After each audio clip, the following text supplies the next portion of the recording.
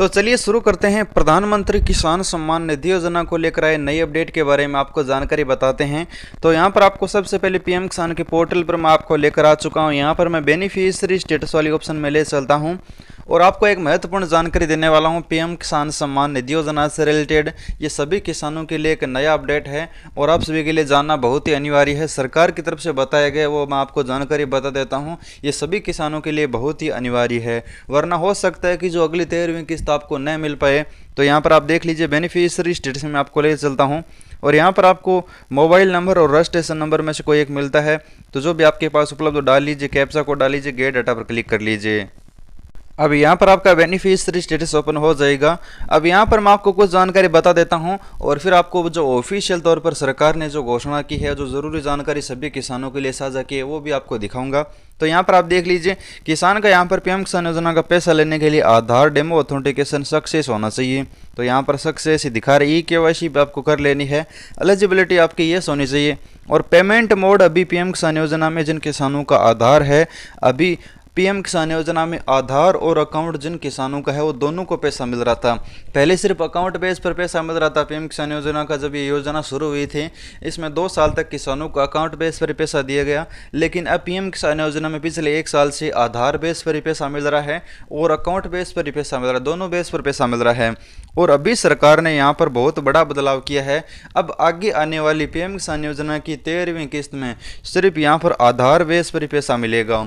अब बहुत सारे किसानों का यहाँ पर अकाउंट लिखा है, उन किसानों के लिए बड़ी प्रॉब्लम हो सकती है। चलिए वो भी मैं आपको बताऊंगा किस तरह से सुधार होगा, लेकिन सरकार की तरफ से जारी सूचना मैं आपको दिखा देता हूं। जिन किसानों का पेमेंट मोड आधार है या फिर अकाउंट है, उन सभी किसानों के लिए बहुत ही महत्वपूर्ण जानकारी है। अगर आपको इस योजना से रिलेटेड कोई भी समस्या होती है तो आप हमें भेज सकते हैं, हम यहाँ पर आपको वीडियो के माध्यम से सुधार बताएंगे।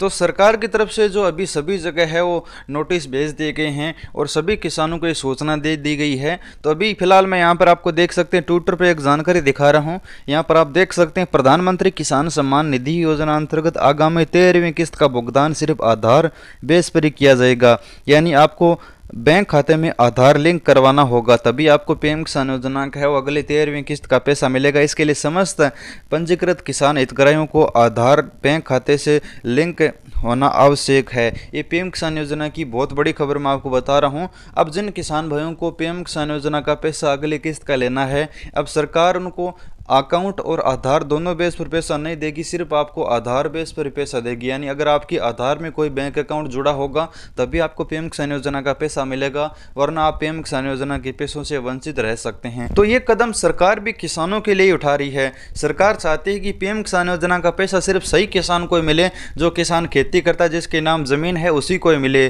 क्योंकि पीएम किसान योजना में किसानों के साथ बहुत बड़ा धोखा हो जाता है। किसान फॉर्म भराते हैं तो वहां पर कोई ना कोई अकाउंट नंबर किसी दूसरे का देकर है वो पीएम किसान योजना का पैसा ले लेते हैं। तो अकाउंट नंबर किसी और का होता है और पैसा ले लेते हैं। तो इसमें बहुत सारा अभी घपला है, वो पीएम किसान योजना में हमेशा होता रहता है। तो अब सरकार चाहती है कि सिर्फ ओरिजिनल किसान को पीएम किसान योजना का पैसा मिले। अगर किसान के आधार में पैसा डाला जाएगा तो आधार में जो बैंक लिंक है उसमें ऑटोमेटिक पैसा चला जाएगा डीबीटी के माध्यम से और ये पैसा किसान को मिल जाएगा। वरना अगर अकाउंट पर भेज जाएगा तो किसी न किसी प्रकार का कोई ना कोई है वो गलत तरीके से फायदा किसी गलत किसान को मिल जाएगा। इसलिए सरकार है वो सिर्फ आधार बेस पर अगली बार पैसा भेजने वाली है। तो अब जिन किसानों का बैंक में आधार लिंक नहीं है वह बैंक में जाकर आधार लिंक करवा सकते हैं, या फिर आप मोबाइल से भी कर सकते हैं। हमने वीडियो बना रखा है, आप आई बटन वाला वीडियो देख सकते हैं। तो अब बहुत सारे किसानों का यह भी सवाल होने वाला है कि हमारे बेनिफिशियरी स्टेटस में अभी तक पेमेंट मोड अकाउंट दिखा रहा है, तो हम उसे चेंज किस तरह से करें, आधार किस तरह से करें। तो चलिए वो प्रोसेस हम आपको बताते हैं। सबसे पहले किसान को अपने बैंक में आधार लिंक करना होगा, यानी बैंक खाते में आधार लिंक हो जाएगा तो आधार में जो पैसा भेजा जाएगा वो आपको उसी बैंक में मिल जाएगा जिसमें आप आधार एनपी से लिंक करोगे।